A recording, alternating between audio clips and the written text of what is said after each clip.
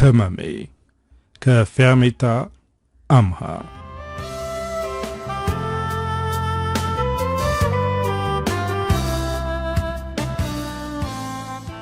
ከሚወደን ሰው መራቅ አንፈልግም። ያ የሚወደን ሰው ልቡ የሚመታው ለኛ እንደሆነ ስናውቅ ምንም እንደማያውቅ ሕፃን እንሆናለን። በሆነ ባልሆነው እናኮርፋለን። ጸጉራችንን መዳበስ እንፈልጋለን። እዛ ሰው ጋር ስንሆን ለራሳችን ግድ የለንም። ምክንያቱም ከኛ በላይ የሚያስብልን ሰው ጋር ስለሆነን። እኔም ከእናቴ ጋር ስሆን አድጌ ትምህርት ጨርሼ መመረቄን ረስቼ የ5 ዓመት ልጅ የሚሆነው ሆናለሁ። አንዳንዴ እናቴ ትናደዳለች። ጡት መጥባት እኮ ነው የቀረ ልጄ ትለኛለች። አይቻሉን ሆኖ እንጂ ባደርገው ደስ ባለኝ። ወደ ኋላ ተመልሼ የእናቴ እቅፍ ውስጥ ሆኜ የእሷን ጡት ብጠባ ደስተኛ ነኝ። እናቴ አረቄ እየሸጠች ነው ያሳደገችኝ። ወገቧን አስራ አስተምራ አስመርቃኛለች። ግን እስካሁን ስራ አላገኘሁም። ስራ ይዤ የእናቴን ውለታ መመለስ ፈልጋለሁ። እሷን አሳርፌ እኔ እሰራለሁ ብዬ ነበር የማስበው። ግን አሁንም የእሷን እጅ ነው የምጠብቀው።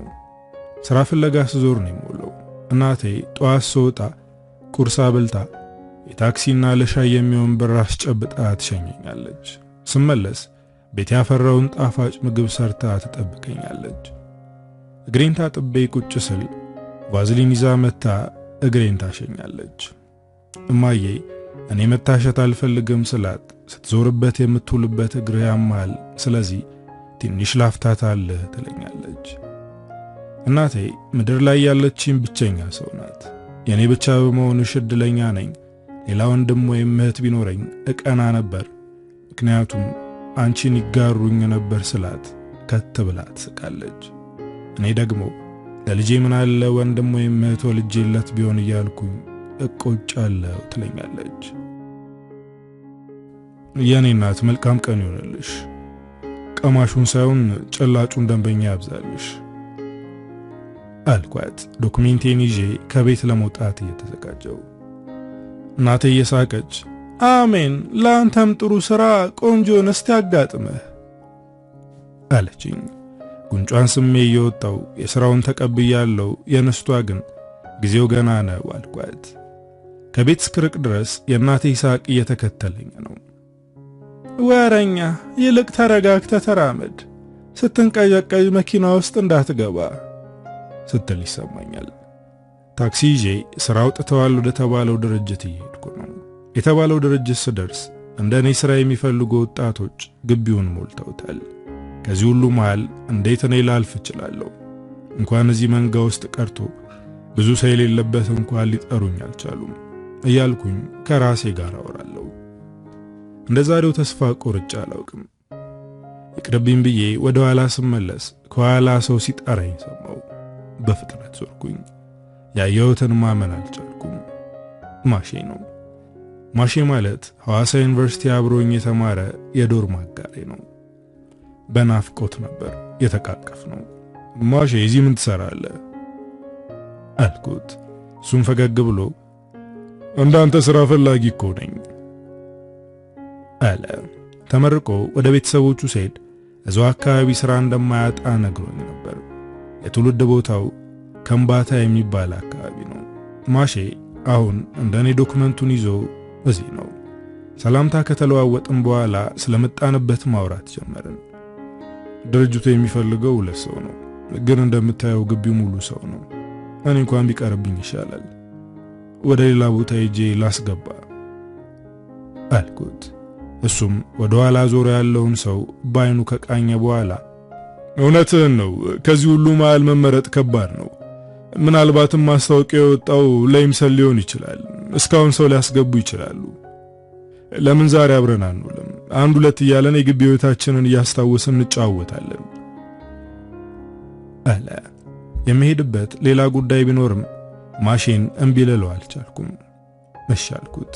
ግን ደግሞ ኪሴ ውስጥ የነበረችው ብር እናቴ ለሻይ የሰጠችኝ ናት። ግን በድፍረት ሄድኩኝ። እየጠጣን ለመጫወት ወደ ግሮሰሪ ገባን። ማሼ ጨዋታውን ጀመረው። ሰርካለም ትደውልልሃለች ብሎ ልቤ ውስጥ ዘግቼ ያስቀመጥኩትን ታሪክ አስታወሰኝ። ፊት ለፊት ያለውን መጠጥ አንስቼ እየተጎነጨው አይ ደውላ አታውቅም አልኩት። አንተስ እስካሁን አልደወልክም አለኝ። ይህን ታሪክ እንኳን ማውራት ማስታወስ እንኳን አልፈልግም ነበር፣ ግን ደግሞ ማሼ ሲጠይቀኝ ዝም ማለት አልቻልኩም። ሂጄ ነበር አልኩት። ሊጎነጭ የያዘውን መጠጥ አስቀምጦ ወደ እኔ እያየ ራያ ድረስ ሄድክ አለ። ሰርካለም የመጀመሪያ ፍቅሬ ናት። ሐዋሳ ዩኒቨርሲቲ አብረን የተማርነው። እሷ ከኛ በአንድ ዓመት ትበልጠን ነበር። ሰርኬ ብዙ ወንዶች ቢፈልጓትም እሷ ግን ወደ እኔ ተጠጋች። በጣም ደስ የምትል ተጫዋችና አስተዋይ ነበረች። ሁለታችንም በፍቅር ከነፍን። ግቢ ውስጥ የፍቅር ተምሳሌት ሆነን። ከዚህ ግቢ ስንወጣ እናቴን ላስተዋውቃትና ከዛም አብረን ለመኖር አንዳንድ ነገር ለማዘጋጀት ተነጋግረን ነበር። ከኔ በአንድ ዓመት ስለምትቀድም እሷ ቀድማ ነበር የተመረቀችው። ተመርቃ ወደ ቤተሰቦቿ እስከምትሄድ ሁሉም ነገር ሰላም ነበር። ከዛ በኋላ ግን ተቀየረች። ስልክ ሳወራት አንድ ነገር አለችኝ። ከዚህ በኋላ እኔን እርሳኝ፣ ቤተሰቦቼ ለሌላ ሰው ሊድሩኝ ነው አለች። እሷ እንዴት ቀለል አድርጋ እርሳኝ እንዳለች ገረመኝ። እንዴት በቀላሉ ረሳሻለሁ? ይሄ እኮ ፍቅር ነው። ለቤተሰቦች ንገሪያቸው ወይም እኔ ልምጣና አብረን እናስረዳቸው አልኳት። እሷ ግን በቃ ከዚህ በኋላ እኔን ተወኝ ብላ ስልኩን ዘጋችብኝ። የመመረቂያ ጊዜ ደርሶ ስለነበር ታግሼ ቆየው። ከተመረኩ በኋላ ከናቴ ብር ተቀብዬ ሄድኩኝ። ራያ ቆቦ ለመጀመሪያ ጊዜ ነበር ሄድኩት። ስደውልላት አላነሳለች። ቆቦ ከተማ እንደሆንኩኝ መልእክት ጻፍኩላት። የኔ መልሳ ደወለች። ለምን መጣ? ሕይወቴን ለምን ተበጠብጣለህ አለች። ተገናኝተን እንድናወራ ስለፈለኩ ነው የመጣሁት አልኳት። እሷም ያረፍኩበት ቦታ መጣች። ሰርኬ በጣም ተቀይራለች። ሁኔታዋ ሁሉ ሌላ ሴት ነበር የምትመስለው። በጣም ናፍቃይ ነበር፣ ግን በስርዓት እንኳን እንዳቅፋት አልፈለገችም ነበር። ቤተሰቦችሽን እናሳምናቸው ወይም ደግሞ ከዚህ ይዤሽ ልጥፋ አልኳት። ሰርኬ የዛን ቀን የሳቀችውን ሳቅ መቼም አልረሳውም። በንቀት ዓይን እያየች ነበር የሳቀችው። የት ነው ይዘኸኝ የምትሄደው? እናትህ ጋር? ከዛ ከእናትህ ጋር አረቄ እያወጣሁ ተጎሳቁዬ እኖራለሁ አለች። ንግግሯ መስመር የሳተ ቢሆንም ለታገሳት ግድ ነበር። ሰርኬ ንግግሯን ቀጠለች። የታጨልኝ ወንድ ምን አይነት እንደሆነ ታውቃለህ? ኮንትራክተር ነው። እዚህ ከተማ ውስጥ ብዙ ቦታዎች አሉት። አዲስ አበባ ላይ መኖሪያ ቪላ አለው፣ መኪኖችም አሉት። እና ከሱ ጋር ንግስቱኝ መኖር እየቻልኩ ካንተ ጋር አረቄ ማውጣት ኃጢአት አይሆንም አለችኝ። የኔን ድህነትና ፍቅር ኃጢአት አደረገችው። የሰርኬ ንግግር ውስጥ ያለውን ፍቅር አረከሰው። ምንም አይነት መለማመጥ አላሳየዋትም። መልካም ሕይወት ይሁንልሽ በማለት ትቻት ገባው። በነጋታው ተነስቼ ወደ እናቴ ተመለስኩ። ከዛ ድብርት ለመውጣት ብዙ ለፍቻለሁ። ለራሷ ኑራ የማታውቀውን ምስኪኗን እናቴን ብዙ አሰቃይቻታለሁ።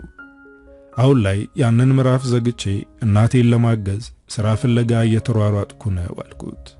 ማሼ ደነገጠ። ሰርካለሜን ታደርጋለች ብዬ ማሰብ ከበደኝ። በጣም እኮ ነበር የምትወደ። አይኖቿ በፍቅር ተሞልቶ ያዩዋል። እና እንዴት እዚህ ደረሳችሁ አለ። የሰው ልጅ ነገ ምን እንደሚያደርግ አታውቅም። ስለዚህ ልታምን የምትችለው እግዚአብሔርን ብቻ ነው። የኔን ተውና አንተስ እንዴት ነህ? አባትህ እንዴት ናቸው ብዬ ጠየቅኩት። ማሼ ለአባቱ ያለው ፍቅር ለየት ያለ እንደነበር አስታውሳለሁ።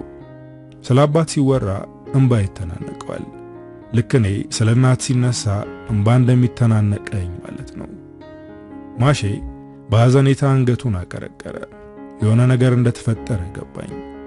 ምን ነው አባትህ ደህና አይደሉም እንዴ ብዬ ጠየቅኩት። አባቴ ሙቶብኛል። አባቴን ማሳከም ባለመቻሌ አጥቼዋለሁ አለ። በጣም ነበር ያዘንኩት። ከአባቱ ጋር ያለው ቀረቤታ በጣም ያስቀና ነበር።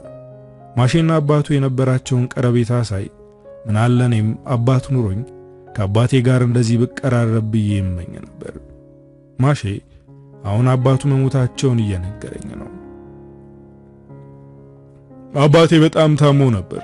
እናም እዛ ያለው ሆስፒታል ወስደው አንችልም ወደ አዲስ አበባ ሄዶ በአስቸኳይ መታከም አለበት አሉ። እጃችን ላይ በቂ ገንዘብ ስላልነበር ያንን ገንዘብ ለማግኘት ስሯሯጥ አባቴን አጣሁት ብሎ ስቅስቅ ብሎ አለቀሰ። ትከሻውን አጥብቄ ያዝኩት። አይዞህ ወንድሜ፣ ያንተ ጥፋት አይደለም፣ እግዚአብሔር ያለው ነው የሆነው አልኩት። በሐዘን ልቦ የተሰበረን ሰው ባይዞ ማጽናናት እንደማይቻል አውቃለሁ። ግን ዝም ከማለት አይዞ ማለት ይሻላል ብዬ ነው ይህንን ያልኩት። ከማሼ ጋር ቀን ሙሉ ስንጨዋወት ዋልን።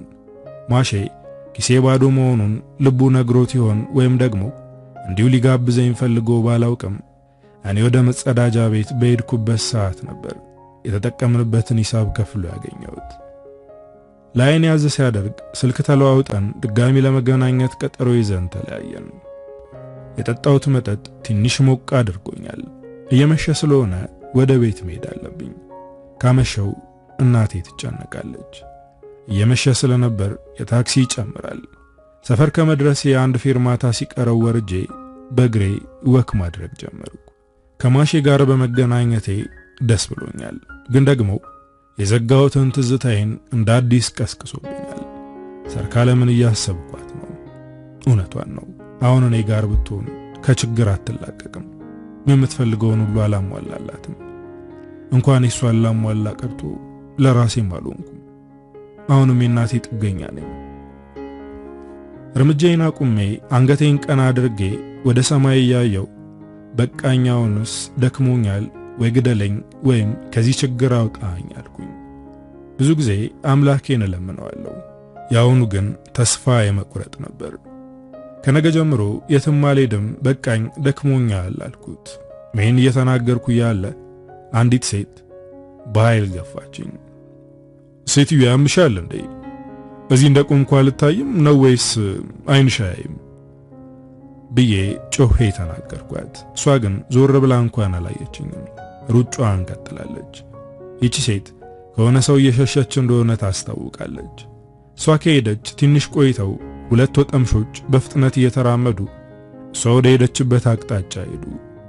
ይቺ ምስኪን ሴት ከነዚህ ወጠምሾች እየሸሸች እንደሆነ እርግጠኛ ነበርኩ።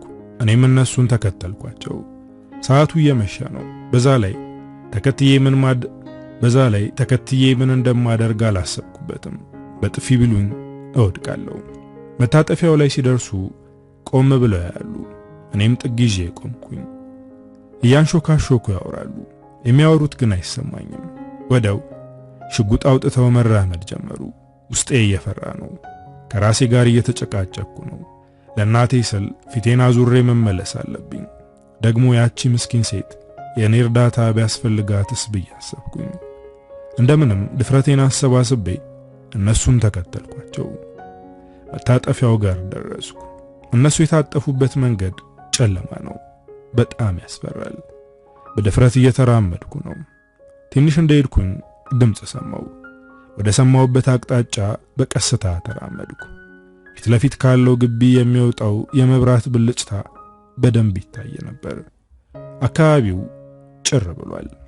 ፊት ለፊት የሚታዩኝ ሶስታቸው ብቻ ናቸው። ቅድም በቆምኩበት ገፍታኝ የሄደችው ሴት መሬት ላይ ተንበርክካ እባካችሁ አትግደሉኝ እያለች ነው። ሲያሳድዷት የነበሩት ወጠምሾች ደግሞ ሞት መልአክ ፊት ለፊት ቆመዋል። አንደኛው ሽጉጥ አነጣጥሮባታል። እሺ እሱ ያለውን አደርጋለሁ፣ ከፈለገውን አደርጋለሁ፣ እባካችሁ ደውሉለትና አገናኙኝ ትላቸዋለች። እኔ በዝምታ የሚሆነውን እያየሁ ነው። ድንገት ካዩኝ ምናልባት በድንጋጤ ሊተኩሱብኝ ይችላሉ። ስለዚህ ትንሽ መጠበቁ ይሻላል። እንድንገልሽ ታዘናል አላት። እሷ ግን መለመኗን አላቆመችም። ወዲያው ደረቷ ላይ ተኮሰባት። ደርቄ እንደቆምኩ ነኝ። እዚህ ድረስ የመጣሁት እሷን ለማገዝ ነው፣ ግን አላዳንኳትም። አንዴ ተኩሰውባት ሮጡ። ይህኔ ነበር ወደ እሷ የተጠጋሁት። ደሟ እየፈሰሰ ነው። ተጠግቼ ያየኋት እየተነፈሰች ነው። ምናልባት ቶሎ ወደ ሆስፒታል በወስዳት ልትድን ትችላለች ብዬ አሰብኩኝ። ዙሪያዬን ተመለከትኩ። የመሳሪያውን ጩኸት ሰምቶ የመጣ ሰው የለም። ስለዚህ አሁንም ብጮህ ማንም አይወጣም ብዬ ስላሰብኩ ተሸክሚያት ወደ ዋናው መንገድ ወሰድኳት። ፊት ለፊት የሚመጣውን መኪና አስቆምኩት። ሰውየው ደንግጦ መኪናውን አቁሞ በሩን ከፈተልኝ። እባክህ ወደ ሆስፒታሉ ሰደን አልኩት። ምን ሆና ነው አለኝ። እኔም በድንጋጤ እየተንተባተብኩ አላውቅም፣ መንገድ ላይ ወድቃን ያገኘዋት አልኩት። ሰውየው የፈራ ይመስላል። ሆስፒታል በር ስንደርስ እኛን አውርዶ ማንም ሳያየው መኪናውን አዙሮ ተፈተለከ። እኔም እሷን ተሸክሜ ወደ ውስጥ ጠለቅኩ። ዶክተሮቹ በጥይት መመታቷን ሲያዩ ለሷ እርዳታ ከመስጠት ይልቅ እኔን ማፋጠጥ ጀመሩ። ለፖሊስ አመልክተሃል፣ ሲመቷት እዛው ነበርክ፣ አንተ ማነህ? በጥያቄ ያጣድፉኛል። ጥያቄው በኋላ ይደርሳል፣ እባካችሁ እሷን ለመርዳት ሞክሩ አልኳቸው። ከዚህ መውጣት አትችልም፣ አሁን ፖሊስ እንጠራለን፣ ቃልን ትሰጣለህ አሉኝ። እኔም አታስቡ፣ የትም አልሄድም፣ እዚሁ ነኝ አልኳቸው። ነርሱ አብሮኝ ቆመ። ዶክተሮቹ ወደ እሷ ተመለሱ። ስልኬ እየጠራ ነው፣ ግን ከራሴ ጋር ስላልሆንኩኝ የኔ ስልክ አልመሰለኝም ነበር። ነርሱ ወደ እኔ ጠጋ ብሎ ስልክ እየጠራ ነው አለኝ። ይህኔ ነበር የኔ እንደሆነ ያወቅኩት። እናቴ ናት የምትደውለው። አሁን ምን እንደምላት አላውቅም። ሆስፒታል ነኝ ብላት በድንጋጤ ልቧ ቀጥ ይላል። እንዴት ነው የምነግራት ብዬ ተጨነቅኩ። ግን አንስቼ የሆነ ነገር ማለት አለብኝ። ካላነሳው ይብስ ትጨነቃለች። አንስቼ አቤት እማዬ አልኳት። ከማንሳቴ ነበር የጮኸችብኝ። ለምንድነው ስልኬ የማታነሳው? የት ነህ አለችኝ። እኔም ልነግራት እያለሳለስኩ ነው። እማዬ የኔ ውድ እናት፣ እባክሽ ይሄን ያክል አትጨነቂ። ጠዋት የመረቅሽኝን ምርቃት አስታወሽው አልኳት። እሷም የትኛው አለች። ስራ ብቻ ሳይሆን ግራ ጎንህን የሚያጋጥም ብለሽ ነበር አልኳት። አዎ፣ እና አሁን ከማምሸት ጋር ምን ያገናኘዋል አለች። እኔም ውሸቴን ቀጠልኩኝ። እማዬ ምርቃት ሽውል ሊሆን ነው መሰል አልኳት። በደስታ ከት ብላ እየሳቀች እውነትህን ነው የኔ ልጅ ብላ እልልታዋን ለቀቀችው። እማዬ አትጩይ፣ ሰው ይሰማሻል። ለማንኛውም ዛሬ ወደ ቤት አልመጣም አልኳት። ከህዋንህ ጋር ከሆንክ እንደፈለግ አለችኝ። እናቴን ለጊዜው አታልያታለሁ፣ ግን ምናልባት ከታሰርኩ እናቴ እንዴት እንደምትሆን አላውቅም። ሕክምናው ሰዓታት ፈጀባቸው። ከሰዓታት በኋላ አንደኛው ዶክተር ወደ እኔ መጣ። ፊቱ ድካም እየተሰማው እንደሆነ ያስታውቅበታል። በቃ ሙታለች ብዬ ደመደምኩ። ዶክተሩ በድካም ከተነፈሰ በኋላ ለጊዜው ደህና ናት፣ ግን አስጊ ሁኔታ ላይ ናት። ለጥቂት ሰዓት እሷንም ልጇንም እንጠብቃቸው አለ። ደነገጥኩ። ጭራሽ ነፍሰ ጡር ናት? ምን አይነት ጉድ ውስጥ ነኝ አልኩኝ። ወዲያው ፖሊሶች መጡ። ቃሌን ተቀበሉኝ። እዚህ ከጎኗ የሚሆን ሰው ስለሌለ እስክትነቃ እዚሁን፣ ግን ብቻህን ሳይሆን ከአንድ ፖሊስ ጋር ነው አሉኝ። የምጠፋ መስሏቸዋል። የሞት አፋፍ ላይ ያለችው ምስኪኗ ሴት በጣም እያሳዘነችኝ ነው። በዛ ላይ እርጉዝ መሆኗ ይበልጥ አሳዝኖኛል።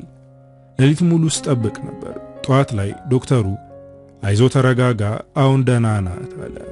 የሕክምና ወጪውን እንድከፍል ጠየቁኝ። እኔ ምንም ነገር የለኝም፣ መንገድ ላይ ነው ያገኘኋት አልኳቸው። ፖሊሶች መጡ። ነቅታ ቃሏን እስከምትሰጥ ጣቢያ መቆየት አለብህ ተባልኩኝ።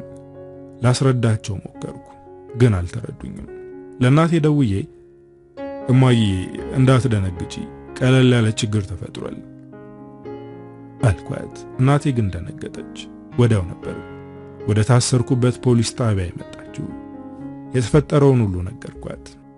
እናም ልጅቷ እስኪሻላት ከጎኗ እንድትሆን ነገርኳት።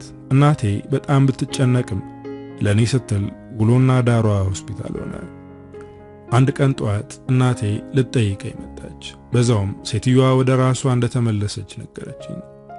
አሁን ደህና እንደሆነችና ቃሏንም ለፖሊስ መስጠቷን ነገረችኝ። ከሰዓት ወይም ጠዋት እንደምፈታ ነገረችኝ። እኔም ማወቅ የፈለኩትን ሊገሏት የፈለጉት ሰዎች እነማን ናቸው? ለምንድነው ሊገሏት የፈለጉት ብዬ ጠየቅኳት። እናቴ እኔ ምንም አላውቅም፣ እኔ የማውቀው አንተ ነፃ መሆንህን ነው አለችኝ። ከሰዓት በኋላ እንደተፈታው እናቴ ወደ ቤት እንሂድ ስትለኝ፣ እኔ ግን ወደ ቤት ሳይሆን ወደ ሆስፒታል ነበር የሄድኩት። በሩን ከፍቼ ወደ ውስጥ ስገባ በድንጋጤ ካልጋው ለመነሳት ሞከረች። አይዞሽ ተረጋጊ፣ እኔ ነኝ ያኔ ሆስፒታል ያመጣሁሽ ሰው ነኝ አልኳት። ያኔ ተረጋጋች። ህመም በተጫጫነውና በደከማ አንደበት በጣም አመሰግናለሁ፣ ሕይወቴን አትርፈህልኛል አለችኝ። ሁኔታዋ እጅግ ያሳዝናል። ወንበሩን ወደ አልጋው ጠጋ አድርጌ ተቀመጥኩ። ስምሽ ማን ነው አልኳት። እድል እባላለሁ አለችኝ። ማን ነው ሊገልሽ የሚፈልገው ብዬ ጥያቄ የሆነብኝን ጥያቄ ጠየቅኳት። አንገቷን ሰበረች። መናገር አልፈለገችም። ግን ምላሿን እየጠበቅኩ እንደሆነ ሲገባት በረጅሙ ተንፈሳ አላቃቸውም አለችኝ። መናገር ፈርታ እንጂ ሰዎቹን እንደምታውቃቸው እርግጠኛ ነኝ። ከዚህ በላይ ልጫናት አልፈለኩም። በቃ እሺ አልኳት። ለቤተሰቦች ደዊና ይንከባከቡሽ፣ አብሮሽ የሚሆን ሰው ያስፈልግሻል አልኳት። እሷ ግን ቤተሰብም ሆነ አብሯት የሚሆን ሰው እንደሌለ ነገረችኝ። እንዴት ሰው ዘመድ ወይም የቅርብ ጓደኛ አይኖረውም አልኳት። የለኝም አልኩ አይደል፣ የለኝም በቃ ብላ ጮኸችብኝ። ዝም አልኩኝ። እቺ ሴት ውስጧ ትልቅ ችግር እንዳለ ግልጽ ነው። ወዲያው ራሷን አረጋግታ ይቅርታ አንተንም እያስቸገርኩ ነው መሰል፣ በቃ ከኔ ጋር አትቸገር፣ መሄድ ትችላለህ አለችኝ። የሕክምናውን ወጪ መሸፈን አለብሽ፣ ባለፈው ጠይቀውኝ ነበር አልኳት። እሷም ጭንቅላቷን አቀርቅራ ማን እንደከፈለው አላውቅም፣ ግን መከፈሉን ነርሷ ነግራኛለች አለችኝ። ስለዚህ ምናልባት አሁንም የሚከታተልሽ ሰው አለ ማለት ነው። ለሷ በጣም እየፈራውላት ነው። የሕክምና ወጪ ብቻ ሳይሆን አሁን ከዚህ ስትወጣ የት እንደምትሄድ ማወቅ ፈለግኩ። በዛ ላይ ነፍሰ ጡር ናት። ፈጣሪ ተረፊ ብሏት እንጂ ከባድ ነገር ውስጥ ነበረች። እያወራን እያለ ዶክተሯ ወደ ውስጥ ገባች። የሚሰማት ነገር እንዳለ ጠየቀቻት። አሁን ደህና ነኝ አለቻት። ዶክተሯም ፈገግ ብላ ነገ ትወጫለሽ፣ ግን ለተወሰነ ቀን እንክብካቤ ያስፈልግሻል አለቻት። እድል በሽታ ጭንቅላቷን ከፍ ዝቅ አደረገች። ዶክተር የሕክምናውን ወጪ ማን የሸፈነው አልኳት። ዶክተሯም የሕክምናውን ወጪ የሸፈነውን ሰው ተናገረች። እዚህ ሲመላለሱ የነበሩት ሴትዮ ናቸው። ስማቸው ወይዘሮ ሽብሬ ይባላል። በጣም ደስ የሚሉ ሴት ናቸው። እናትሽ ናቸው እንዴ ብላ እድልን ጠየቀቻት። በድንጋጤ አፍጥጬ እያየኋት ነው። እማዬ ናት የከፈለችው አልኩኝ። እናቴ ይህን ገንዘብ ከየት አምጥታን የከፈለችው? እማዬ ስል እድልም ደነገጠች። ዶክተሯ ተናግራ ከመውጣቷ እናቴ ወደ ውስጥ ገባች። ወደ እድል ጠጋ ብላ እንዴት ነሽ ልጄ፣ ከትላንቱ ዛሬ እንዴት ነሽ ብላ አጥብቃ ጠየቀቻት። የእናቴ ሁኔታ ግራ እያጋባኝ ነው። እድል የእናቴን እጅ ይዛ እንባ በሞሉ አይኖቿ እያየቻት በጣም አመሰግናለሁ፣ ደግሞ ያወጡትን ወጪ በቅርቡ መልሳለሁ አለቻት። እማዬ በቁጣ ልጅ ይሄ ምስጋና አያስፈልገውም፣ በይ ተዘጋጂ፣ ወደ ቤት እንሄዳለን። ዶክተሯ ነገ ነበር ያለችው። ዛሬ ይዣት በወጣ ችግር አለው ወይ ስላት ችግር የለውም አለች። ስለዚህ ዛሬ ትወጫለሽ፣ ለተወሰነ ቀን እኔ እንከባከብሻለሁ አለቻት። እኔ እናቴን እንደማላውቃት ጥግ ይዤ ቁሜ እያየኋት ነው። እድል ታየኛለች። እናቴ ናግዘኝ ብላ እድልን ደግፋ አነሳቻት። ቤት እስክንደርስ ምንም አልተናገርኩም። ቤቱን አዘጋጅታ ነበር። የኔን አልጋ ነበር ያዘጋጀችላት። እናቴን እጇን ይዤ ወደ ውስጥ ወሰድኳት። እማዬ ቆይ ምን እያደረግሽ ነው? እቺ ሴት ማን እንደሆነችና ከማን እየተደበቀች እንደሆነ እኮ አናውቅም አልኳት። እኔ አውቃለሁ፣ ሁሉንም ነገር ነግራኛለች። ስለዚህ የምችለውን አግዛታለሁ አለችኝ። ምንድነው የነገረችሽ ብዬ ጠየቅኳት። እናቴ ግን አልነግርህም አለችኝ። እድልም ስጠይቃት የማቀው ነገር የለም አላቃቸውም ነበር ያለችው። እንደምታቃቸው አውቃለሁ፣ ግን እንዴት ለማዬ ነገረቻት ብዬ ነው የተገረምኩት። ይቺ ልጅ እስከፈለገች እዚህ መቆየት ትችላለች፣ እሺ ካለች እዚሁ እንድትወልድ ጠይቃታለሁ አለች። እናቴ እያበደች ነው እንዴ አልኩኝ። እንደዚህ ስትሆን አይቻት አላውቅም። እማዬ ግን ደህና ነሽ? እያበድሽ ነው መሰል አልኳት። ልጄ እኔም አንተን እርጉዝ እያለሁ ብዙ ተሰቃይቻለሁ። ከጎኔ ሆኖ የሚያግዘኝ ሰው አልነበረም። አሁን እቺ ሴት ያለችበት ሁኔታ እኔ አውቀዋለሁ፣ ስለዚህ አግዛታለሁ። ያኔ እኔን የተሰማኝን ስሜትና ጉዳት እንዳይሰማት እረዳታለሁ አለች። እናቴ እኔን እርጉዝ በነበረችበት ወቅት ከባድ ነገር እንዳሳለፈች አውቃለሁ። እናቴ እኔን ለማሳደግም የሰው ፊት ገርፏታል፣ ረሃብ አቆራምቷታል። ግን ደግሞ እቺን የማታውቃትን ሴት ለመርዳት ማሰቧ እብደት ነው። እቺን ሴት እኮ አናውቃትም። ይሄን ማሰቤ ደግሞ ክፉ ወይም ጨካኝ አያስብለኝም። የምችለውን አድርጌያለሁ። እንዳትሞት ተሸክሜ ሆስፒታል አድርሻታለሁ። በሷ ምክንያት ታስሬያለሁ። አሁን እናቴ የምታደርገው ግን ትንሽ በስቷል። እማዬ፣ እናቴ፣ አሁን የምታደርጊው ነገር ትንሽ በስቷል። ቆይ እኔ እኮ ስራ የለኝም። አንቺ የሚያጠራቀምሽውን ገንዘብ ለሕክምናዋ ከፍለሽላታል። እንዴት ነው የምንሆነው አልኳት። ከነገ ጀምሮ አንተ ሊስትሮ ወይም ጫኝና ወራጅ ስራ ትጀምራለህ፣ እኔም ስራዬን በደንብ እሰራለሁ አለች። እናቴ በጣም አናደደችኝ። ዩኒቨርሲቲ ገብቼ የተማርኩት እኮ ሊስትሮ ወይም ወዛደር ለመሆን አይደለም። ምን አይነት ነገር ነው የምትናገሪው አልኳት። እናቴ ግን አምርራለች። ለብዙ ጊዜ በተማርክበት ለመስራት ተንከራተሃል፣ ግን ምንም ያገኘኸው ነገር የለም። ስለዚህ ሌላ አማራጭ መፈለግ ግዴታ ነው ብላ ወደ ቤት ገባች። እናቴ ሰሞኑን ተቀይራብኛለች። ተናድጄ ወደ ቤት ሳልገባ እግሬ ወደ መራኝ መራመድ ጀመርኩ። በጣም እየጨነቀኝ ስለሆነ የምተነፍስለት ሰው ያስፈልገኛል። ስልኬን አውጥቼ ለማሼ ደወልኩለት። ማሼ በፍጥነት ነበር ሰፈር ድረስ የመጣው። ካፌ ቁጭ ብለን ማውራት ጀመርን። እየሆነ ያለውን ነገርኩት። በቀደም ከሱ ጋር ከተለያየም በኋላ ምን እንደገጠመኝና እናቴ እያደረገች ያለውን አዋየሁት። ማሼ ትንሽ ካሰበ በኋላ እናት የዚችን ልጅ ጉዳይ ያውቁታል፣ ይሄን መንገድ አልፈውበታል፣ ብቸኝነትና ልጅን ብቻ ማሳደግ ያለፉበት ነው። ስለዚህ ስብራቷንና ጉዳቷ ይሰማቸዋል፣ እናም ልክ ናቸው አለ። እናቴ ሴት ማን እንደሆነች አታውቅም። እኛ ጋር በመሆኗ ምን አይነት ነገር እንደሚያጋጥመን አናውቅም። ዝም ብላ ለማታውቃት ሴት የሕክምና ወጪዋን ሸፍና ወደ ቤት አመጣቻት። ጭራሽ እዚሁ ውለጂና እኔን ከባከብሻለሁ እያለቻት ነው።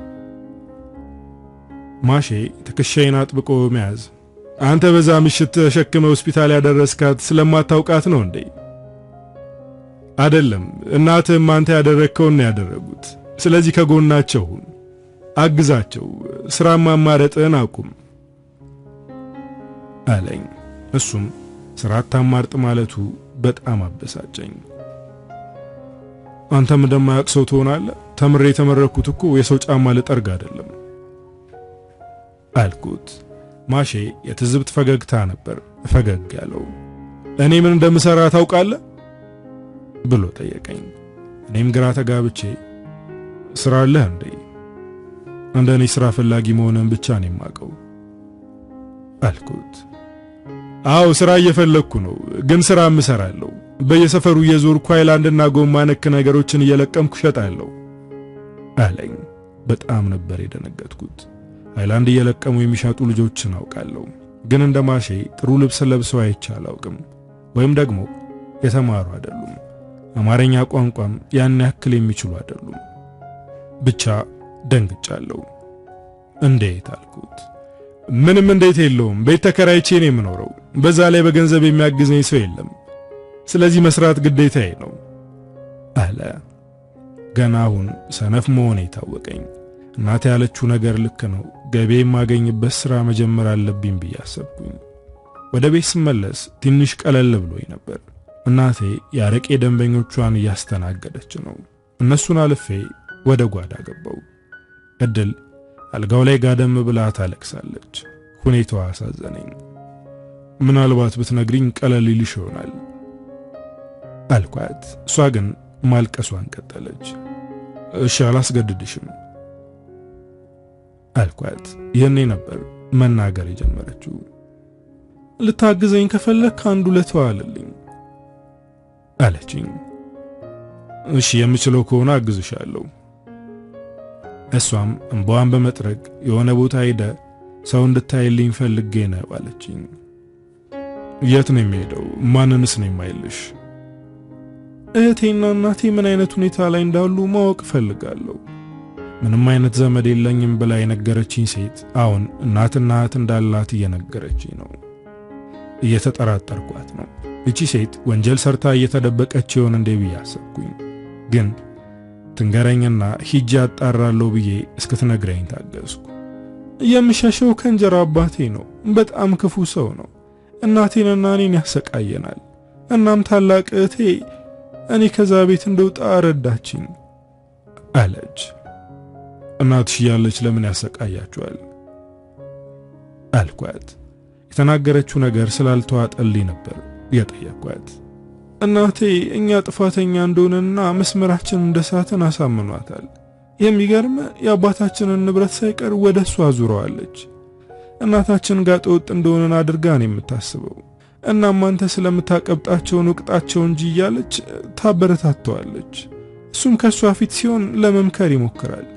ግን ሰውየው ዋናው ሳጥናኤል ነው አለች። እና ያረገሹ በማለት ባይኔ ሆዷን አመለከትኳት። ከእንጀራ አባቷ ማርገዟን ቃል በቃል መጠየቅ ስላስፈራኝ ነበር በዚህ መልኩ የጠየቅኳት። እሷም የሚፈሰውን እንባዋን በመጥረግ አዎ ከሱ ነው ያረገዝኩት። እናቴ ሳታውቅ እኔንና እህቴን እንደፈለገ ይጫወትብናል። እናም እኔ ማርገዜን ሲሰማ ተናደደ። ዝርክርክ እንዴት ራሽን አትጠብቂም ብሎ ተቆጣኝ። ለእናቴም ዲቃላ መጣች ማንነቱ ካልታወቀ ሰው ብሎ ነገራት። ለእናቴ መናገር ከበደኝ። ባልሽ ነው ያስረገዘኝ ብዬ መናገር አልቻልኩም። ጭራሽ ፈልጌ ያመጣዋለሁ እሱን ታገቢዋለሽ አለኝ። የማላቀውን ሰው አጋብቶ ሊያስቀምጠኝ አሰበ። ልጁን ለማስወረድ አስቤ ስነግረው አንገቴን አንቆ እንደሚገለኝ ነገረኝ። እህቴ ደግሞ ከዚህ ስቃይ እንደወጣ ከቤት አስመለጠችኝ። ግን አላመለጥኩም ነበር። የሚከታተሉኝ ሰዎች ቀጥሯል። ያኔ ገደሏት አላቸው። ምክንያቱም ለማምለጥ ድፍረቱ ካላት ለእናቷም የመናገር ድፍረት ይኖራታል ብሎ ስላሰበ እንዲገሉኝ አዘዛቸው። በእርግጠኝነት አሁን እህቴን እያሰቃያት ነው አለች ሲቃ እየተናነቃት። ሴት የምትናገረው ነገር እውነት ነው ወይስ ውሸት ግራ ተጋባው። ምናልባት ወንጀሏን ለመደበቅ የፈጠረችው ውሸት ቢሆንስ ብዬ አሰብኩኝ። ግን ለማንኛውም ሂጄ ማጣራት አለብኝ። እሺ ሂጄ አይቻቸው እመጣለሁ አልኳት። አመሰግናለሁ፣ ግን አደራ ራስህን ጠብቅ። ከኔ ጋር ግንኙነት እንዳለ ማወቅ የለበትም። ካወቀ እኔም ብቻ ሳይሆን እናንተንም ይጎዳችኋል አለች። ይቺ ልጅ ሰውየውን ምን ያክል ብትፈራው ነው እንደዚህ የምትርበተበተው? ምንም አያመጣም እያልኩኝ ከቤት ወጣው። በሰጠችኝ አድራሻ አመራው። ሰፈሩ የሀብታሞች ሰፈር ነው። የነሱ ቤት ደግሞ ከሁሉም ይለያል። የግቢው ስፋት ብቻ የኛን ሰፈር ያክላል። ግቢውን ከፍተው የሚወጡ ሰዎች አየው። ሁሉም ጥቁር በጥቁር ለብሰዋል። ሐዘን እንዳለ እርግጠኛ ነኝ። ስለዚህ ለመግባት ያመቸኛል። ወደ ወጡት ሰዎች ተጠግቼ የጠየኳቸው ማን ሞተ እድል ደህና ናት በሉኝ ብዬ የደነገጥኩ አስመሰልኩ። አንዲት ሴትዮ ነገረችኝ። ያቺ የተረገመች ልጅ ምን ትሆናለች ብለ ነው እናቷን በድንጋጤ ገደለቻት እንጂ አለችኝ። አሁን የእድል እናት እንደሞተች አረጋገጥኩ። በቀስታ ወደ ውስጥ ገባው። ቤቱ በሰው ተሞልቷል። በረንዳው ላይም ሰዎች አሉ። የሚያለቅስ ሰው መስዬ ወደ ቤት ገባው። ባዶ ቦታ ፈልጌ ቁጭ አልኩኝ። እድል የነገረችኝን ሰውዬ ባይኔ መፈለግ ጀመርኩ። ትከሻው ላይ ጋቢ ጣል አድርጎ የተቀመጠውን ሰው አስተውያየሁት። ያዘነ ለመምሰል እየሞከረ ነው፣ ግን የውሸት ሐዘን እንደሆነ ያስታውቃል። እድል እንዳለችው የሰውዬ ክፉ ሊሆን ይችላል፣ ግን የሚስት ሐዘን ሊሰማው ይገባል። ለመሆኑ የዕድል እህት ማህደር የታለች? ብዙ ሴቶች አሉ። የትኛዋ እንደሆነች መለየት አልችልም። ትሆናለች ብዬ የምጠረጥራትም ሴት የለችም። ሻይ ልታስይዘኝ የቆመችውን ወጣት ማየ የት ናት አልኳት። የጠየኳት በድፍረት ነው። የማውቃት መስዬ ነበር የጠየኳት። እሷም ድምጿን ዝቅ አድርጋ ከክፍሏ አትወጣም፣ ጥሩ ሁኔታ ላይ አይደለችም አለችኝ። እባክሽ ወደ ክፍሏ ትወስጂኛለሽ ብዬ ጠየኳት። እሷም ቆይ አንዴ አባቷን ልጠይቀው ብላ ወደ ሰውየው ሄደች። ወይኔ ጉዴ ፈላ አልኩኝ። ልጅቷ የሰውየው ጆሮ ተጠግታ አንሾካሾከች። ይሄኔ ወደ እኔ ማየት ጀመረ። አስተያየቱ ያስፈራል።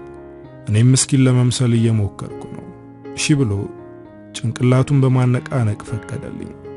ልጅቷ ወደ እኔ በመምጣት ናላሳይ ብላ ይዛኝ ገባች። ቤቱ ሰፊና ዘመናዊ ነው። ወደ ላይኛው ፎቅ ይዛኝ ወጣች። ከዛም የተዘጋውን በር አንኳኩታ ከፈተችው። ማዬ የሚፈልግሽ ሰው አለ አለቻት። ጥቁር በጥቁር ለብሳ አልጋዋ ላይ ኩርምት ብላ ተኝታለች። ሳትነሳ እዛው እንደተኛች ማንንም ማናገር አልፈልግም አለች። ይሄኔ ልጅቱን መመለስ ትችያለሽ፣ እኔ አናግራታለሁ አልኳት። ሁለት ልብ ብትሆንም መውጣቱ አልቀረም። በሩን ሳትዘጋው ነው የወጣችው። እኔም በሩን ዘግቼ ወደ አልጋው ተጠጋው። ፈጣሪ አጽናሽ አልኳት። ማንንም ማናገርም ሆነ ማየት አልፈልግም፣ ውጡልኝ አለች። እኔም የመጣሁት ላናገራት ስለሆነ ተስፋ አልቆረጥኩም። የመጣሁት ለጉዳይ ነው፣ የላከችኝ እህትሽ ናት አልኳት። ይሄኔ ነበር ተስፈንጥራ የተነሳችው። ተነስታ ፊት ለፊቴ ቆመች። እኔ ደንግጬ ደርቄያለሁ። በጣም ውብ ሴት ናት። ውበት ሲታደል ቀድማ የተሰለፈች ትመስላለች። እድልም ቆንጆ ናት። ግን የዚች ይለያል። ልቤ የደነገጠላትም ለዚች ነው። ያለቀሰችበት ትላልቅ አይኗ ደም ለብሷል። ጉንጮቿ ቀልተዋል። ከንፈሮቿ ደርቀዋል። ግን ይሄ ውበቷን አላደበዘዘውም። ሰው እንዴት ሐዘን ውስጥ ሆኖ ያንጸባርቃል። የዚች ውበት ደግሞ የተለየ ነው። ፊት ለፊቴ ቆማ አይኖቼን እያየች አንተ ማን ስለቴ የምታውቀው ምንድን ነው አለችኝ። እኔም እየተንተባተብኩ የተፈጠረውን ነገር ነገርኳት። ማህሌት እንባዋ እየፈሰሰ ነበር የምታዳምጠኝ። እንባዋን ጠርጌ በእንባ የሚቃጠሉትን ጉንጮቿን ብስማቸው ብዬ ተመኘው። እቅፌ ውስጥ አስገብቼ ለተወሰነ ደቂቃ ችግሯን እንድትረሳ ባደርጋት ጥሩ ነበር። ግን ይህን የማደርግበት ድፍረትም ሆነ ቀረቤታ የለኝም። በዝምታ እያየዋት ነው። እኔ አውርቼ እንደጨረስኩ እሷ ምንም ሳትናገር ነበር በሩ የተከፈተው። የገባው ሰውዬ ክፉ እንጀራ አባታቸው ነው። እሱን ስታይ እንባዋን ጠራርጋ አዎ እናቴ በልብ ድካም ነው የሞተችው። ፈጣሪ የሚወደውን ሰው ነው የሚወስደው፣ ነፍሷን በሰላም ያሳርፈው አለች። ሰውየው ችግር እንዳይፈጠር ድራማ መስራቷ ነው። ስለዚህ እኔም ድራማውን ማስቀጠል አለብኝ። ፈጣሪ ነፍሷን ያሳርፈው፣ ለእናንተም መጽናናቱን ይስጣችሁ አልኳት። ወደ እኔ ጠጋ ብላ አቀፈችኝ። ልቤ በኃይለኛው እየመታ ነው። ወደ ጆሮዬ ጠጋ ብላ ስለ እናቴ ለእድል እንዳትነግራት አለች። አላወኩም፣ ቤተሰብ ነህ እንዴ አለ እጁን ለሰላምታ እየዘረጋ። ምን ማለት እንዳለብኝ አላውቅም።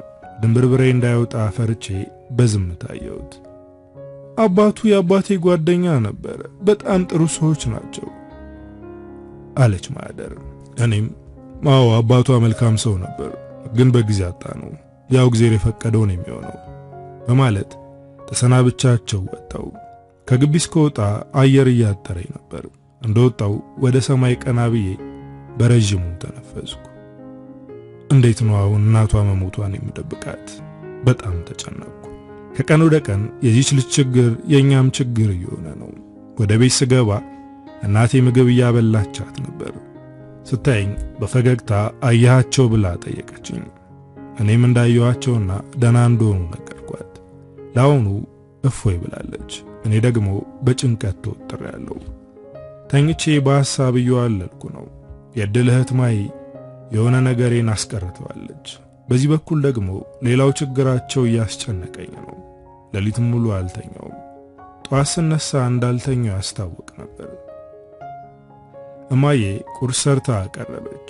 እድል አስተውላ እያየችኝ ነው።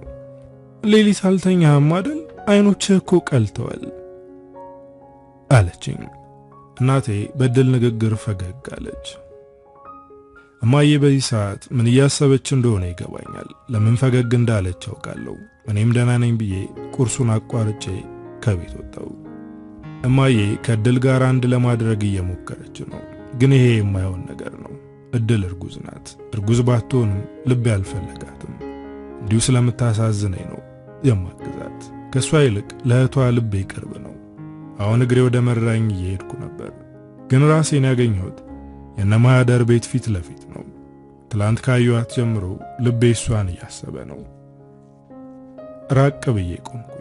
ከትንሽ ቆይታ በኋላ አንድ ጥቁርና ቅንጡ መኪና ሲወጣ አየሁ። ምናልባት እሷ ትሆን የወጣችው ወይስ ሌላ ሰው ብዬ ድምፅ አውጥቼ ራሴን ጠየቅኩት። ውስጤ ደግሞ ወደ በሩ ተጠግቼ ዘበኛውን እንዳናግረው እየገፋፋኝ ነው። ይሄ ስሜቴ የተለየ ነው። ከሰርካለም ጋር በነበርኩበት ጊዜ እንኳን ይሄ ስሜት አልነበረም። አዲስና ደስ የሚል እንዲሁም የሚያስፈራ ነበረ። ይሄ እንግዳ ስሜት ምናልባት ወደ ሞት እየመራኝ ይሆን ወይስ መንገዴን እያሳየኝ? ብቻ ምንም ይሁን ወድጄዋለሁ። ወደ ግቢው በር ተጠግቼ ዘበኛውን አናገርኩት። ማሂ ትኖራለች አልኩት፣ በደንብ እንደሚያውቃት ሰው። እሱም በጥርጣሬ አስተውሎ አየኝና አንተ ማን ብሎ ጠየቀኝ። ትላንት መጥቼ ነበር አላየኸኝም ስል ጠየቅኩት። ይሄ ንግግሬ ማንነቴን ይገልጽለታል ብዬ ማሰቤ ቂልነት ነው። እሱ የጠየቀኝ አንተ ማነህ ነበር። መልሴ ትክክል አለመሆኑ ሲገባኝ ወዲያው አስተካከልኩት። የአባትሽ ጓደኛ ልጅ ብለህ ብትነግራት ታውቀኛለች አልኩት። ዘበኛው አሁንም በጥርጣሬ እያየኝ ነው። የጋሼ ጓደኞች አንተን የሚያክል ልጅ እንደሌላቸው አውቃለሁ፣ ልሸውደኝ እየሞከርክ ነው አለ። አባቴ ያውኑ አባቷ ሳይሆን የወላጅ አባቷ ጓደኛ ነበር። ካላመንክ ለሷ ንገራት ነው ወይስ አሁን በመኪና የወጣችው እሷ ናት ብዬ ጠየቅኩት። እሷ አልወጣችም፣ ግን መግባት አትችልም። መጀመሪያ እኔ ገብቼ ጠይቃታለሁ ብሎ ግቢውን ዘግቶ ወደ ውስጥ ገባ። ከግቢው ውጪ በሩ ላይ ቆሜ መጠበቅ ጀመርኩ። ያጨካኝ ሰውዬ ከመጣ ምናልባት ሊጠረጥር ይችላል። እንዳይመጣ እየጸለይኩ እያለ የግቢው በር ተከፈተ። ማሂ ጥቁር በጥቁር እንደለበሰች ናት። እጄን ለሰላምታ ዘርግቼ ሰላም አልኳት። ሰላም ካለችኝ በኋላ ሰው እንዳይሰማ ድምጿን ዝቅ በማድረግ ምነው እህቴ የሆነችው ነገር አለ ብላ ጠየቀችኝ። ለምን እዚህ እንደመጣሁና እሷን ለምን እንዳስጠራዋት አላውቅም። እኔ የማውቀው ነገር ቢኖር አሁን እዚህ መገኘቴ ብቻ ነው። ደህንነትሽን እንዳይልካኝ ነው። እናቴንና እህቴን አይታቸውና ብላኝ ነው አልኳት። ከዚህ በኋላ በፈለክበት ሰዓት እንድትመጣ አልፈልግም።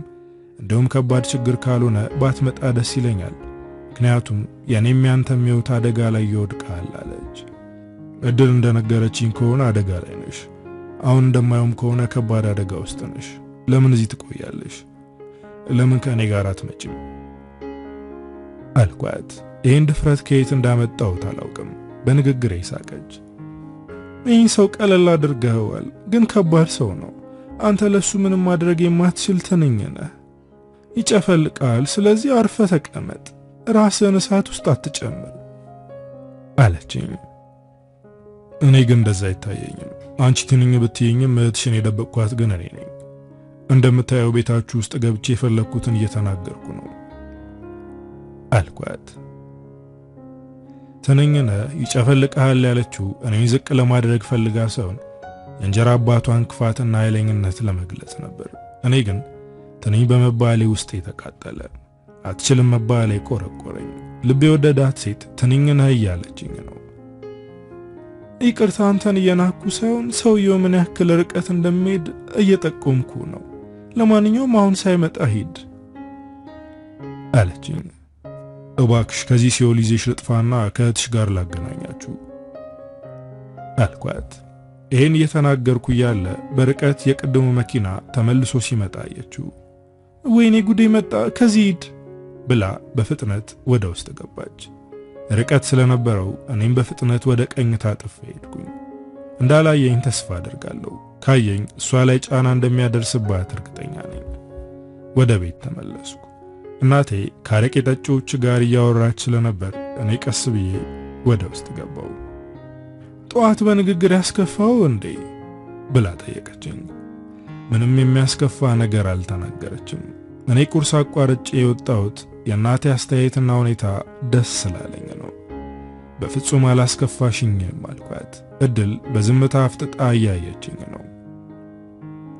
እሷም እንደ እህቷ ውብ ናት፣ ግን የእህቷ አይኖች ጨረር አላቸው። የአይኖቿ ጨረር ልቤን አቀልጦታል። ስለዚህ ልቤም የከጀላት እህቷን ነው። እንደማየው ከሆነ ደግሞ እድል ትኩረቷ እኔ ላይ ሆኗል። እንደ እህቷ በፍቅር ባልከጀላትም በጣም አዝንላታለሁ። መጥፎ ነገር እንዲገጥማትና እንድትጨነቅ አልፈልግም። እድል አይኖቼን እያየች በጣም አመሰግናለሁ፣ አንተና እናትህ መልካም ሰዎች ናችሁ አለች። እኔም የምናደርገው ነገር እሷ እንድታመሰግነን ሳይሆን እግዚአብሔር የሚፈልገው ስለሆነ መሆኑን ነገርኳት። እሷ ስለ ራሷ ማውራት ብትፈልግም እኔ ግን መስማት የምፈልገው ስለ እህቷ ነበር።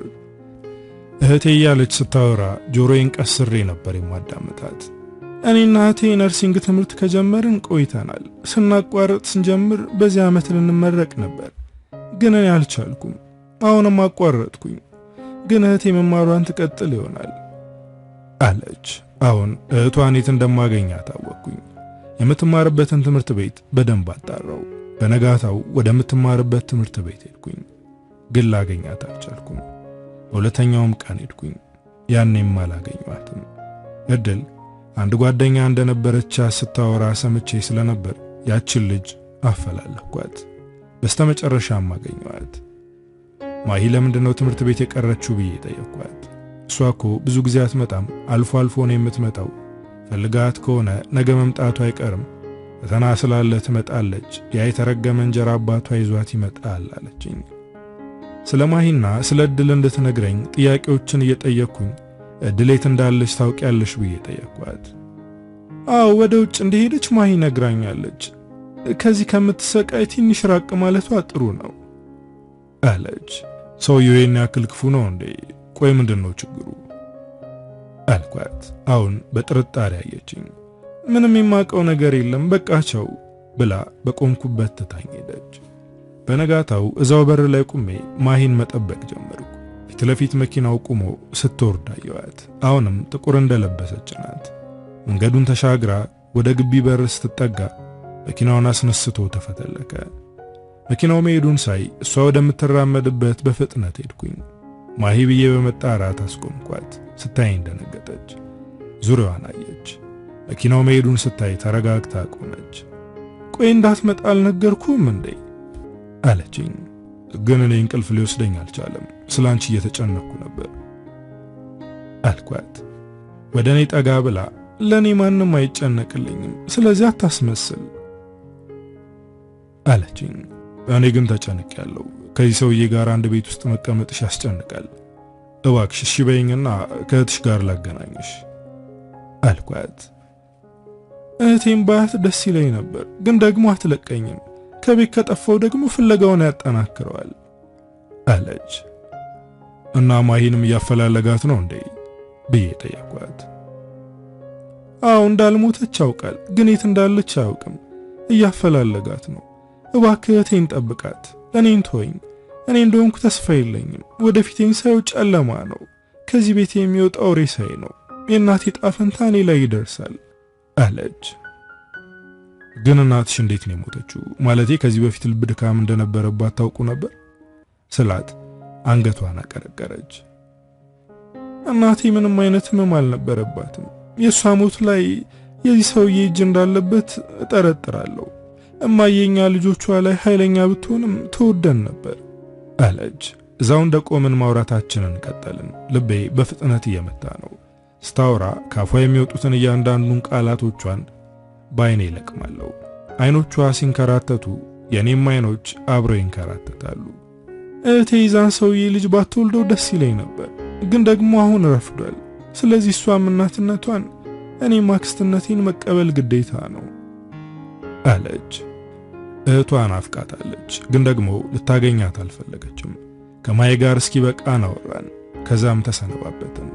በዚህ መልኩ ወራቶችን ገፋን። እድል ለመውለድ እየተዳረሰች ነው። በዛ ላይ ደግሞ ከኔ ፍቅር ይዟታል። በጣም የዋህና ሰው የሚያስፈልጋት ሴት ናት። እኔ ለሷ ጀግናዋ ነኝ። እናም የኔን እቅፍና እርዳታ ትፈልጋለች። ፍቅሯን ገልጻ አልነገረችኝም፣ ግን ደግሞ ሁኔታዎቿ ይናገራሉ። ከማዬ ጋር ግን በግልጽ ያወራሉ።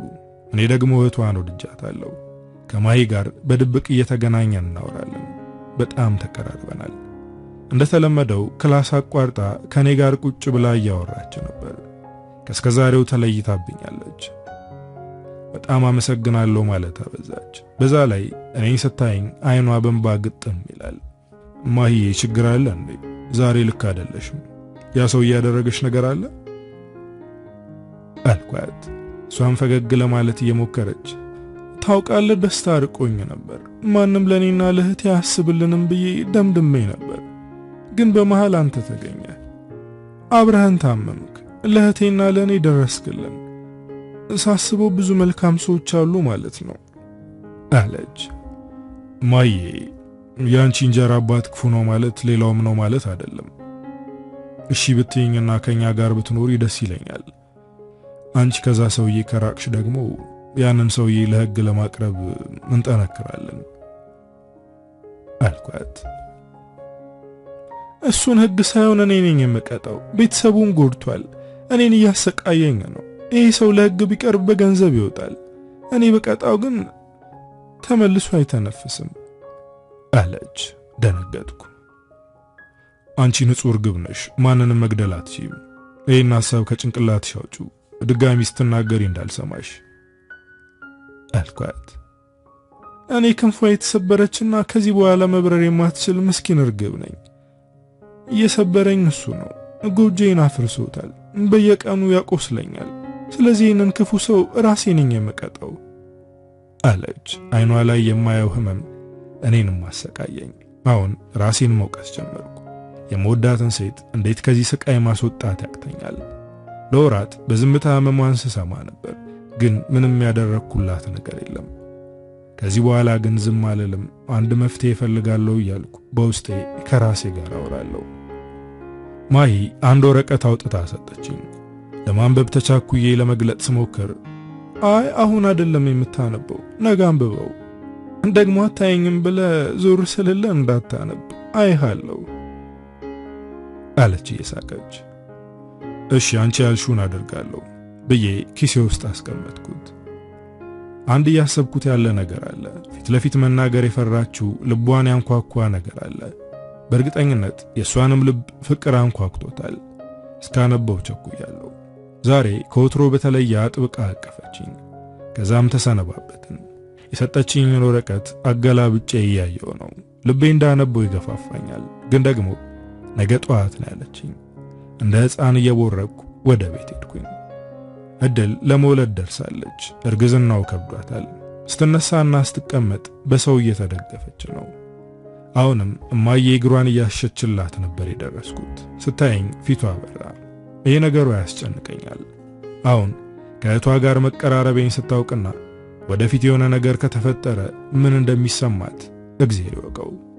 እሷ ከእህቷ ጋር እንደማልተዋወቅ ነው የምታውቀው። የእናቷንም ሞት እስካሁን አልሰማችም። ለማዬ ስነግራት ደንግጣ ነበር። እስከምትወልድ እንዳትነግራት ብላ አስጠንቅቃኛለች። አሁን ከነሱ ጋር ቁጭ ብዬ እየተጨዋወትኩ ነው። ልቤ ያለው ግን ኪሴ ውስጥ ያለው ወረቀት ጋር ነው። እድል እያየችኝ የሆነ ሐሳብ ውስጥ ነህ አለችኝ። እንዴት እንዳወቀችብኝ አላወቅኩም።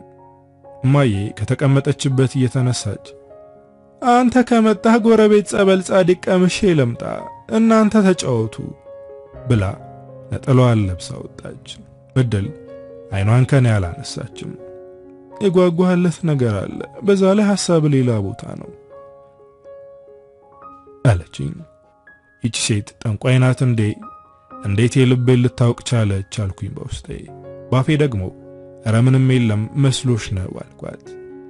ልቤ ልብህን በደንብ ያዳምጠዋል። እዚህ ተቀምጬ የልብ ምትህን መቁጠር እችላለሁ አለችኝ። እኔም ነገሩን ወደ ቀልድ እየቀየርኩ አንቺ ሴት ጠንቋይ እየሆንሽ ነው፣ የሚወለደውንም ልጅ ጠንቋይ እንዳታደርጊው አልኳት። እሷ ግን በዚህ ደረቅ ቀልድ አልሳቀችም። ንግግሯን ቀጠለች። ልቤ ላንተ እየመታ ነው። ስታዝን፣ ስትከፋ፣ ስትደሰት ይታወቀኛል። ስለዚህ ጥንቁልና ሳይሆን ፍቅር ነው አለችኝ። በድንጋጤ ቀልቤ ተገፈፈ። ፍቅር ውስጥ እንደሆነች አውቃለሁ፣ ግን እንደዚህ በድንገት ትናገራለች ብዬ አልጠበቅኩም ነበር። የምናገረው ጠፍቶብኝ በዝምታ እያየኋት ነው። አትደንግጥ፣ እኔ ፍቅሬን ካልተቀበልከኝ ራሴን አጠፋለሁ የምል ሞኝ ሴት አይደለሁ ብላ እንደ ቀልድ ሳቀች። አሁን ደግሞ የሷ ቀልድ ራሷን እንጂ እኔን አላሳቀኝም። አሁኑኑ ልነግራት ይገባል። ከእህቷ ጋር እንደምገናኝና ግንኙነታችን ወደ ሌላ አቅጣጫ እየሄደ መሆኑን አሳውቃታለሁ እያልኩኝ እያለ ድንገት መጮህ ጀመረች። የእድል ምጥ ድንገት መጣ። የማደርገው ጠፋብኝ። እሷ እየጮኸች ነው። ደግፌ ያነሷት። ወደ ሆስፒታል እንሂድ እያልኳት ነው። የሰፈሩ ሰው ጩኸት ሰምቶ መጣ። እማዬም በፍጥነት ነበር የደረሰችው። አምቡላንስ ጠርተን ወደ ሆስፒታል ወሰድናት። እድል ለመውለድ እያማጠች ነው። ዶክተሮችም ከባድ ሁኔታ ውስጥ ስለሆነች በምጥ መውለድ አትችልም እያሉ ነው። ወደ ሰርጀሪ ክፍል አስገቧት። ከሰዓታት ጭንቀት በኋላ ሁሉም ነገር አበቃ። እድል በሰላም ሴት ልጅ ተገላገለች። ተመስገን አልኩኝ። እዛ ሆስፒታል ውስጥ ነበር የነቃው። ፀሐይዋ ብልጭ እንዳለች የሆስፒታሉ ግቢ ውስጥ ያለ መናፈሻ ቁጭ ብዬ የማሂን ደብዳቤ ለማንበብ ገለጥኩት። ይህን ደብዳቤ ጻፍኩል በቃሌ ልነግርህ ስለማልችል ነው። ምክንያቱም ይህን ደብዳቤ ስታነብ እኔ የለውም። ለመጀመሪያ ቀን የአባቴ ጓደኛ ልጅ ነው ብዬ ሳስተዋውቅ እየደነገጥከውን ድንጋጤ ሳስታውስ መስቃለሁ። ግን ጎበዝ ተዋናይ ነበርክ። አንተን ካወቅኩ በኋላ ትንሽ ፈገግ ብያለሁ። በትንሹም ተደስቻለሁ። ብቸኝነቴም ጠፍቷል። ባለውለታዬ ነህ። እህቴ አንተ ጋር በመሆኑ እድለኛ ነኝ። ምክንያቱም እንደምትንከባከባት እርግጠኛ ነኝ። መልካም ሰው መሆንን እንዳየው ነው ያወቅኩት። ቀስ በቀስ ደግሞ አይኖች ፍቅር ሲረጩ አየው። ይህ ሰውነትም ትክክለኛ ሰው ነው አልኩኝ። ምክንያቱም ከራሱ አልፎ ሌላን ሰው የሚወድ ሰው የጠፋበት ጊዜ ላይ ስለሆነ ነው። እንደምትወደኝ ገብቶኝ ነበር፣ ግን እኔ ጋር ጨለማ ውስጥ እንድትገባ አልፈልግም። ከኔ ይልቅ እህቴ ወደፊቷ በብርሃን የተሞላ ነው። እኔ ቤተሰቤን የበተነውንና ያሰቃየንን ሰው ይዤ ወደ ሲኦል ወርዳለሁ። ልቤ በበቀልና በጥላቻ ተሞልቷል። አንተ እርግብ የምትላት ሴት ስትናደድ ተናዳፊ ኃይለኛ ሴት ናት። ስለዚህ ለእህቴም ሆነ ላንተ እንዲሁም ለሁላችንም የሚሻለው ነገር ለማድረግ ተገድጃለሁ። እህቴን ላንተ አደራ ሰጥቻለሁ። መልካሙን ሁሉ ይግጠም የአባቴ ጓደኛ ልጅ የሚል ጽሑፍ አነበብኩ። ከሆስፒታል ግቢ ስወጣ አይታወቀኝም። በሩጫ ነበር የወጣሁት። ታክሲ ይዤ ወደ ማሂ ሄድኩኝ። ሰፈር ስደርስ ግን ሰፈሩ ድብልቅልቁ ወጥቷል። ውጪ ላይ የሰፈር ሰው አለ፣ ፖሊሶችና አምቡላንስም አለ። ወደ በሩ ስጠጋ መግባት አትችልም ተባልኩኝ። ማሂ የታለች? ምንድነው የሆነችው እያልኩኝ ስጮህ የመጀመሪያ ቀን ወደ ማሂ ክፍል ይዛኝ የገባችው ወጣት ወደ እኔ ቀረብ ብላ ማሂ ራሷንም ያንን ክፉም ገድለዋለች አለችኝ። የሰማሁት እውነት ሰባበረኝ። መሬት ላይ ተደፍቼ እየጮኩ አለቀስኩ። ስሟን ጠራዋት፣ ግን ማሂ የለችም። አንዳንዴ ሳንጠግባቸው የሚተኑብን ሰዎች አሉ። እጄ ላይ እንዳለች ነበር የተነነችው። ማሂ አመለጠችኝ። ይህንን ነገር እንዴት ብዬ ለእድል እንደምነግራት አላውቅም። ለቀናት ወደ ሆስፒታልም ሆነ ወደ ቤት አልሄድኩም። ቀን መቃብር ላይ፣ ሌሊት ደግሞ እዛው ቤተክርስቲያን ውስጥ ነበርኩ። አለቀስኩ። መሬቱን እየደበደብኩ ተነሻ አልኳት፣ ግን እሷ እፎይ ብላ ተኝታለች። ወደ ቤት ስመለስ እድል ከልጇ ጋር ጓዳ ውስጥ ነበረች። እናቴ በመጥፋቴ ተጨንቃ ነበር። ስታየኝ ደስ አላት፣ ግን ሁኔታ ያስደነገጣት። ልጄ ምንድነው እያለች ጠየቀችኝ። ወደ እድል ሄድኩኝ። እያለቀስኩ ወደ እሷ ቀረብ አልኩኝ። ደነገጠች። እህቴና እናቴ የሆነ ነገር ሆነዋል አይደል ብላ ጠየቀችኝ። እኔም እያለቀስኩ የሆነውን ሁሉ አረዳዋት። እናቴ ተናደደችብኝ። አራስ ቤቱና እንዴት መርዶ ታረዳታለ አለችኝ። እኔ ግን አሁን ይህንን የማገናዝብበት ሰዓት ላይ አልነበርኩም። እድል እዛው አራስ ቤት ውስጥ እንደሆነች ከአንዴም ሁለቴ ራሷን ለማጥፋት ሞክራ ነበር፣ ግን እናቴ ደርሳ አዳነቻት። በጣም ተሰቃየች። ስቃይ ይገባኛል። አሁን የኔ ልብ ውስጥ የተሰነቀረው የሐዘን ጩቤ የሷ ልብ ውስጥም አለ። ተቃቅፈን እናለቅሳለን። እናቴ ሕፃኗን እየተንከባከበች ነው። ምክንያቱም እድል ሕፃኗን ማየት አልፈለገችም።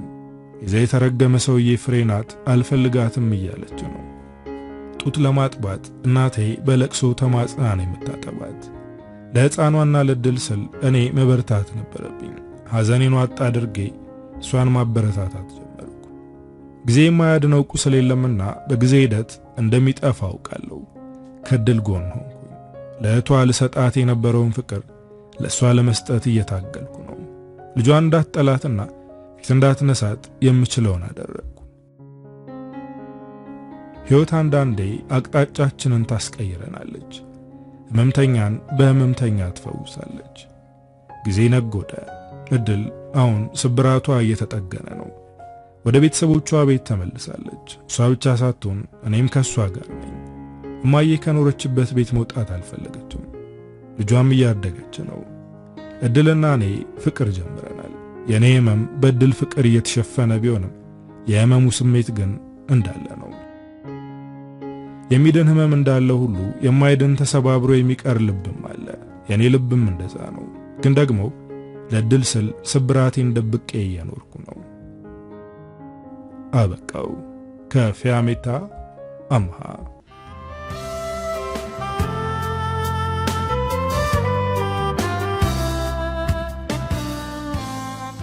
እንግዲህ ዶቼ ለዛሬ ይዤላችሁ የመጣሁት ታሪክ የሰማችሁትን ይመስላል። ታሪኩን እንደወደዳችሁ ተስፋ አደርጋለሁ።